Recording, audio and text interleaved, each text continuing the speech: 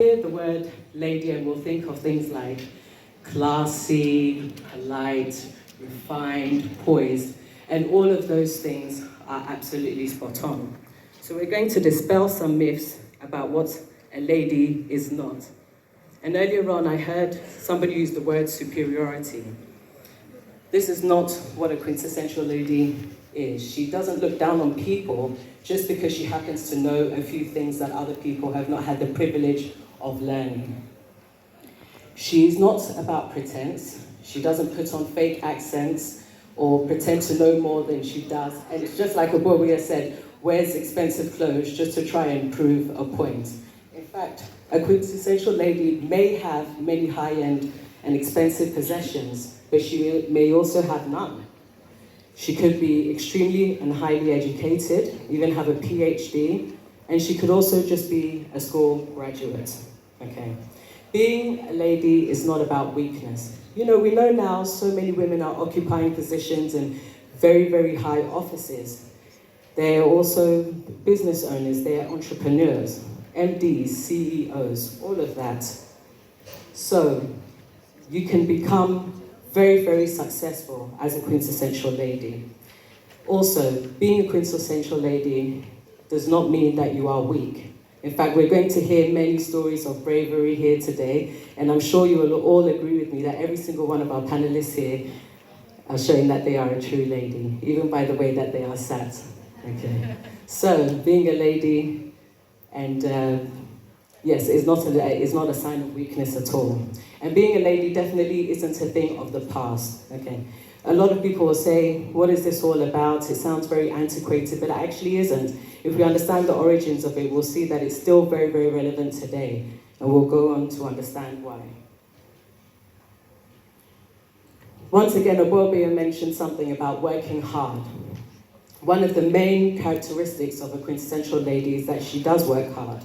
Wherever she finds herself, even if she's somebody who simply runs a house, she runs her own business, or she works for somebody else's organization, she could be trusted upon to turn up every single day on time.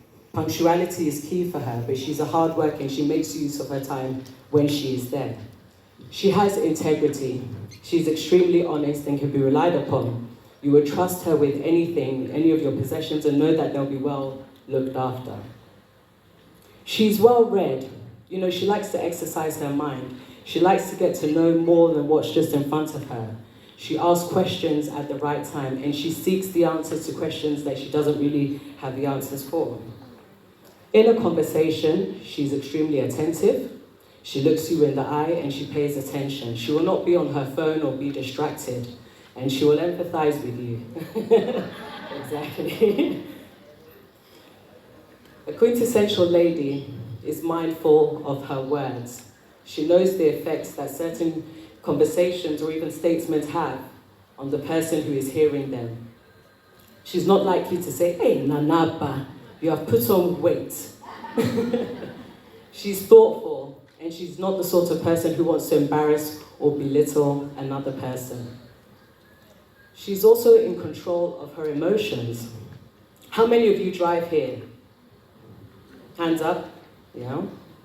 So I'm sure we've all experienced an episode of a bit of road rage. We were driving along happily, doing what we're supposed to do, and somebody just comes and cuts us up. You know, the temptation to wind down the window and say, "Idiot, didn't you see me there?" But you know, a quintessential lady knows that in that moment, when she goes out, she knows her alcohol limits and she will not exceed it. Oh? She's not likely to be found tripping out of a bar or club at the end of the night. She knows exactly what her limit is and she won't exceed it, so she won't embarrass herself.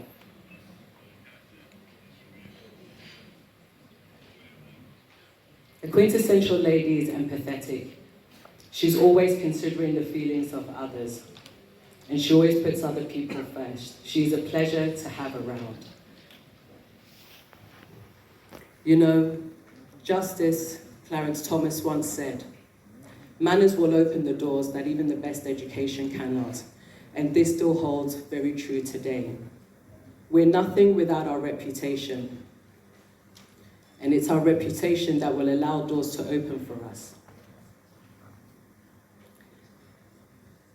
In life, we're often seeking ways to imbibe some of that into your every single day life. Practice some of the things that we've talked about, giving compliments with sincerity, being punctual, being prepared for any situation you find yourself in, and dressing appropriately for the occasion. A quintessential lady is always well turned out. She considers her appearance, she's well groomed, and she dresses appropriately for wherever she's going to be attending, whatever events, wherever she's going to be. And she never looks out of place. She's always comfortable.